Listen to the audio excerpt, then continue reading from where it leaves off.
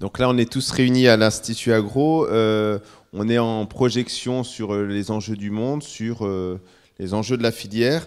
Il est aussi important de se dire voilà, que dès maintenant, étudiants, vous avez une contribution autour du pilier environnemental de la démarche RSE de l'Institut Agro. Et pour nous le présenter, ce pilier, je vais inviter Estelle Borès, qui est responsable développement durable et responsable sociétal à l'Institut. Bonjour à toutes et à tous. Alors, sur la demande du ministère de l'Enseignement supérieur et de la Recherche, c'est même maintenant DDRSE, effectivement ce E qui apparaît depuis 2023 pour insister sur le côté environnement. Donc voilà, ça n'a pas été changé, mais on est responsable DDRSE.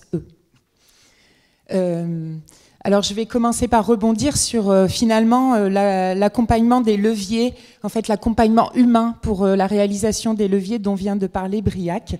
Il a parlé de l'accompagnement humain et en fait finalement c'est la mission de l'Institut Agro de former nos jeunes ingénieurs, futurs ingénieurs qui vont travailler sur le système agroalimentaire, l'agronomie, l'horticulture, paysage et sur l'élevage. Donc notre objectif, notre engagement, c'est de les former pour la réalisation de ces leviers. On est raccord avec tout ce que vient de dire Briac, évidemment. Et l'engagement de l'Institut Agro pour les objectifs développement durable qui ont été adoptés par les pays membres des Nations Unies en 2015 aussi. On vient de parler de cette fameuse année. Et qui a été traduit en fait dans notre projet stratégique en 2022 par accélérer les transformations des systèmes agricoles, alimentaires et de gestion des ressources naturelles et de paysages. Voilà notre raison d'être. Et pour réaliser cette raison d'être, pour atteindre ces objectifs, on a un certain nombre, nous aussi, de leviers qui sont basés sur les objectifs développement durable des Nations Unies. Alors évidemment, on est embarqué en tant que grande école sur une éducation de qualité, l'objectif 4. Évidemment, puisqu'on est là tous ensemble, on fait ça dans un partenariat, mais c'est des objectifs qui finalement sont pour nous des moyens. Notre objectif à nous, c'est d'être sur les autres objectifs développement durable sur la droite, zéro faim, une consommation responsable, une bonne santé, une bien-être, sur la juste répartition des valeurs, sur la préservation de la santé, le bien-être animal. Et puis ce pilier environnemental qu'on retrouve avec les objectifs 13, 14, 15 et 6 sur la protection donc, de la vie terrestre, de la vie aquatique, sur la lutte contre les changements climatiques et l'accessibilité à l'eau pour tous. Et enfin, sans oublier la partie sociale et la partie politique de tout ça, avec une cohésion sociale et l'accompagnement des politiques publiques sur l'objectif développement durable numéro 11. C'est un choix qui a été fait par l'ensemble des acteurs de l'Institut Agro quand la mise en place du projet stratégique en 2022 et puis pour la structuration de tout ça en 2023, puisque tous ces objectifs ont été traduits dans un schéma directeur, donc DDRSE, ici le E apparaît. Donc ce schéma directeur, vous pouvez retrouver et notre projet stratégique et ce schéma directeur sur le site internet de l'Institut Agro. Et ça a été la traduction finalement, où est-ce qu'on va, jusqu'où on va et comment on fait pour accompagner nos étudiants et nos étudiantes à être des acteurs de demain ou d'aujourd'hui pour tous les enjeux dont vient de parler Briac. Alors pour écrire ce schéma directeur, on s'est basé sur notre projet stratégique, évidemment. On a les mêmes objectifs, la même raison d'être. Sur un référentiel, parce que pour nous aider, alors on n'a pas la CSRD dans l'enseignement supérieur, mais on a un grand nombre d'indicateurs aussi à reporter à nos 2 ministères de tutelle. Et puis un certain nombre et un grand nombre d'instructions ministérielles sur la stratégie nationale bas carbone, sur la formation des jeunes, sur la formation des enseignants-chercheurs. Voilà, un grand nombre d'instructions ministérielles. Finalement, on a mouliné tout ça pour avoir les grandes lignes, une politique de portage avec un portage fort de la part de la gouvernance. La gouvernance, c'est notre direction, mais c'est aussi nos étudiants et nos étudiantes, c'est aussi nos enseignants-chercheurs, tout le personnel qui a participé à la construction de ce schéma directeur pour avoir en fait une politique, une base qui convienne à tous. Alors c'est des grandes lignes, c'est une politique. Et aujourd'hui, en fait, comme l'a présenté Hélène, l'Institut Agro, c'est 3 écoles. Et opérationnellement, dans les écoles, on a traduit ce schéma directeur par des plans d'action concrets. Aujourd'hui, qu'est-ce qu'on fait à Rennes ? On ne va pas faire la même chose qu'à Montpellier. On n'a pas les mêmes objectifs d'élevage ou sur la végétation. On n'a pas les mêmes objectifs on respecte notre ancrage territorial. Et finalement, ces plans d'action sont adaptés à chacune de nos écoles. Alors les 5 axes du référentiel, on va retrouver cette stratégie et cette gouvernance où on va travailler tous ensemble. On va alors on a parlé de financement. Alors pour l'Institut Agro, ça ne se compte pas en trilliards de milliards de dollars, mais un petit peu quand même. On en a besoin un petit peu quand même. Une construction d'une société responsable avec vous, avec nos territoires, avec nos partenaires, dans une société responsable. On a aussi l'enseignement, la formation, la recherche et l'innovation. C'est tout ce dont vous allez parler aussi, dont on va parler aujourd'hui. Comment on fait pour atteindre les leviers finalement que Briac vient de présenter. Le développement des compétences de nos jeunes étudiants et étudiantes.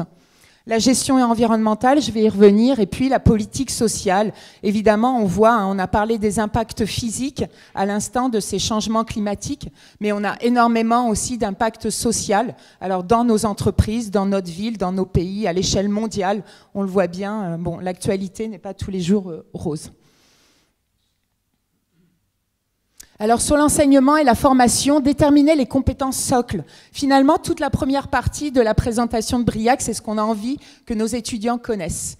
On veut que dans l'ensemble, quel que soit leur cursus de formation, quel que soit leur diplôme, ingénieur, master, doctorant, on les a tous énumérés tout à l'heure, ou même dans la formation continue, on veut qu'ils sachent en fait toute la présentation qui a été faite par Briac.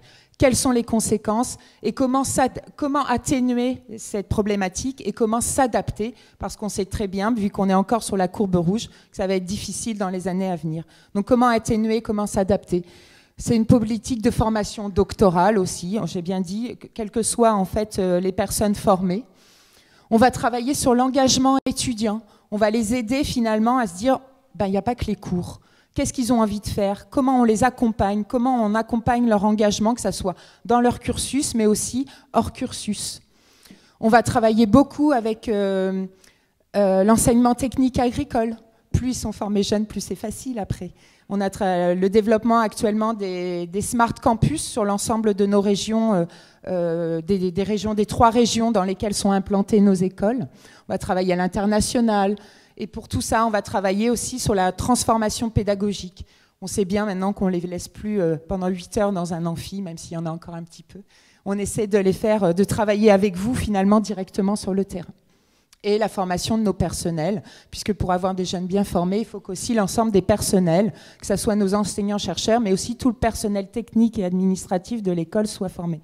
Donc vraiment, on est dans cet enseignement de formation, de transformation de nos enseignements, mais aussi du contenu de nos enseignements pour travailler au quotidien sur ces enjeux. Alors évidemment, pour pouvoir faire des ingénieurs qui travaillent sur ces transitions, il faut que nous-mêmes, Institut Agro, travaillions sur ces transitions, que nous soyons un établissement exemplaire sur ces transitions, et on a effectivement aussi quelques objectifs. Alors j'ai vu tout à l'heure 18% pour l'agriculture, on s'est donné 22%. Alors est-ce que le ministère de l'Agriculture a été plus sévère avec ses établissements d'enseignement supérieur?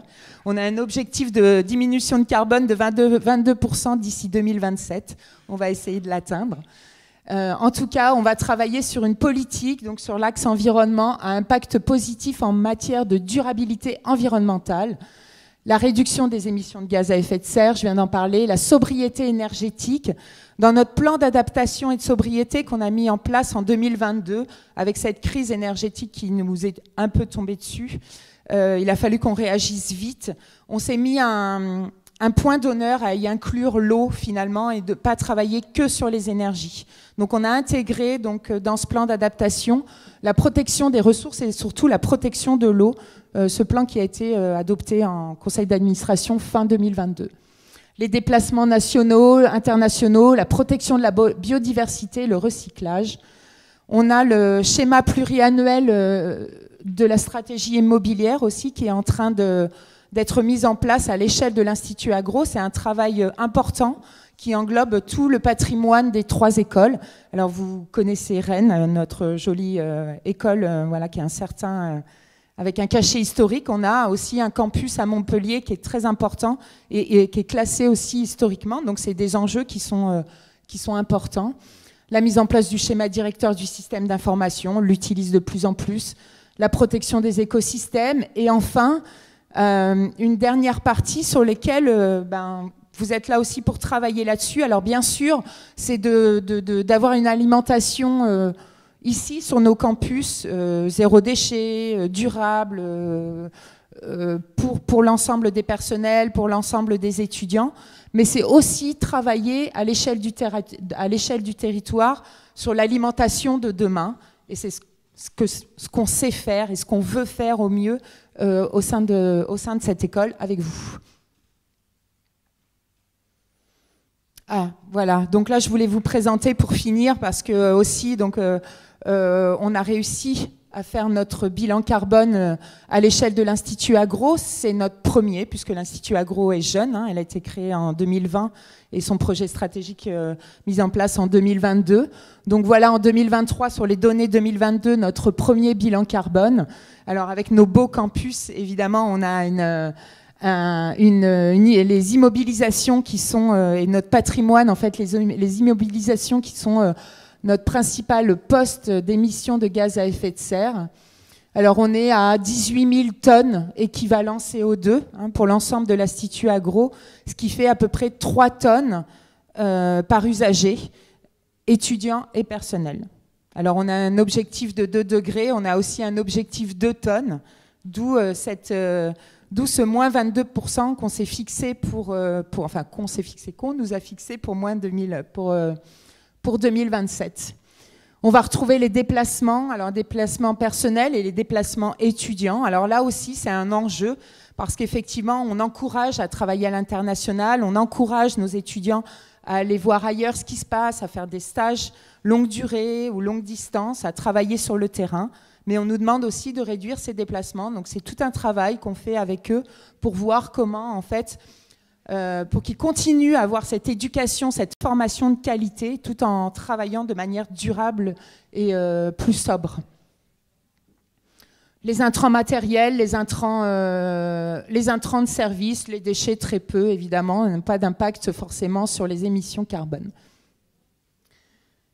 Et enfin, je voulais vous présenter aussi ce plan d'adaptation et de sobriété pour lequel on s'est engagé, puisqu'effectivement, alors c'est un travail au quotidien sur ce plan d'adaptation et de sobriété qui va de l'éco-geste.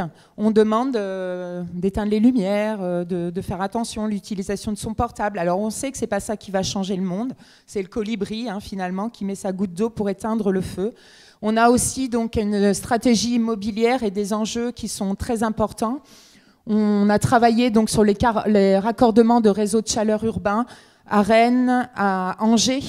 Il y a eu un énorme chantier de géothermie à Montpellier qui vient de se finir.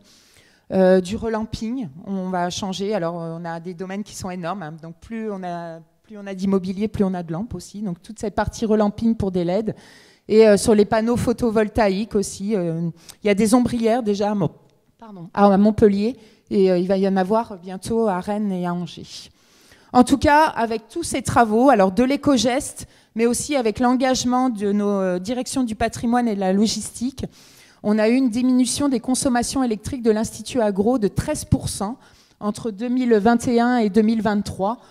Alors on est ici sur la partie électrique. Alors la partie électrique, c'est 2/3 de nos consommations énergétiques. Alors effectivement, on nous avait demandé moins 10% en 2 ans sur la totalité des énergies. On n'a pas encore ce résultat. Le calcul n'a pas été fait à l'Institut Agro, mais on a ces 13% entre 2021 et 2023. Alors je n'ai pas donné de bilan financier, puisque le prix de l'énergie a énormément augmenté. Donc les factures ont aussi énormément augmenté, mais il faut se dire que finalement, on aurait payé en 13% de plus si on n'avait pas fait ces efforts. Et donc, on travaille aussi sur ce plan d'adaptation et de sobriété avec nos partenaires de recherche, donc sur nos campus, essentiellement avec l'INRAE, sur les activités de recherche dans nos laboratoires et sur les sujets de recherche en lien avec cette sobriété. Et puis la formation et la sensibilisation, je finirai par ça. C'est ce qu'on nous demande d'ailleurs, c'est ce qu'on nous met en avant dans l'atelier d'automne, où on nous demande effectivement, pour respecter ces deux degrés, il faudrait que chaque individu dans le monde ait un maximum de dépenses de 2 tonnes d'émissions carbone. Et dans cet atelier, si vous ne l'avez jamais fait, surtout nos jeunes, allez-y, vous verrez, c'est super pour vous emmener à changer les choses. Finalement, la formation de tous, ça n'a pas un impact direct, mais le fait qu'on soit de plus en plus formés nous permet d'agir de plus en plus tous ensemble. Je vous remercie.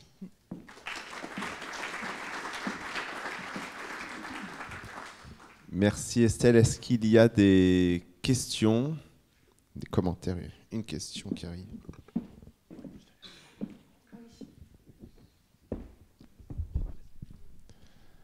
Bonjour, merci pour l'exposé. Jean-Christophe Piot, président du fonds de dotation Roulier. J'ai une question simple. Qu'est-ce qui se passe si vous n'atteignez pas les objectifs? Et à l'inverse, si vous faites mieux que les objectifs, vous êtes récompensé comment? Ça dépend du ministère, non, c'est ça.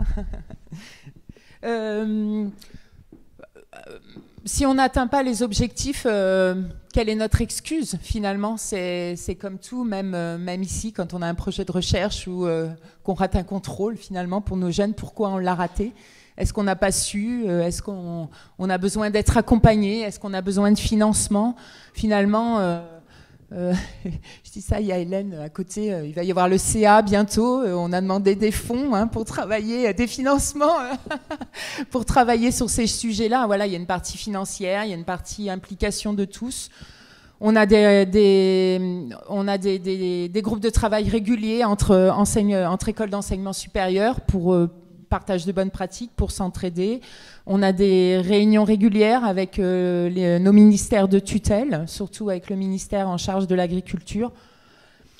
Le bilan carbone, normalement, il y a une amende. Ceux qui ne font pas leur bilan carbone, il y a des amendes qui sont pour l'instant pas délivrées, puisque personne ne peut le faire. On s'encourage à le faire. On essaie de le faire au mieux et on décale les échéances. En tout cas, on est embarqué. On essaie de voir ensemble pourquoi on n'atteint pas ces objectifs, quelle est la difficulté et si on le fait mieux que les autres. Si on a le droit d'aller dans des grands séminaires, exposer comment on a fait pour faire mieux que les autres, comme aujourd'hui. Voilà, on n'est pas récompensé. On a cette récompense. Alors, c'est toujours dur de parler que d'argent, mais c'est vrai que ça nous aide. Il y a le plan de transformation écologique de l'État, le PTE, où on doit répondre à une 50aine de mesures, comment on va s'y prendre. Donc, on a des petits financements qui nous aident sur des actions ponctuelles, là, sur la mise en place de bornes électriques pour changer notre flotte automobile, ou sur l'accompagnement d'un label éco-jardin, parce que finalement, on est très bon sur la biodiversité. On a des jeunes et des enseignants-chercheurs qui sont très sensibilisés sur ces sujets-là. Donc sur la protection des écosystèmes et de la biodiversité, on est plutôt très bon. Et du coup, voilà, on se fait récompenser. Merci Estelle.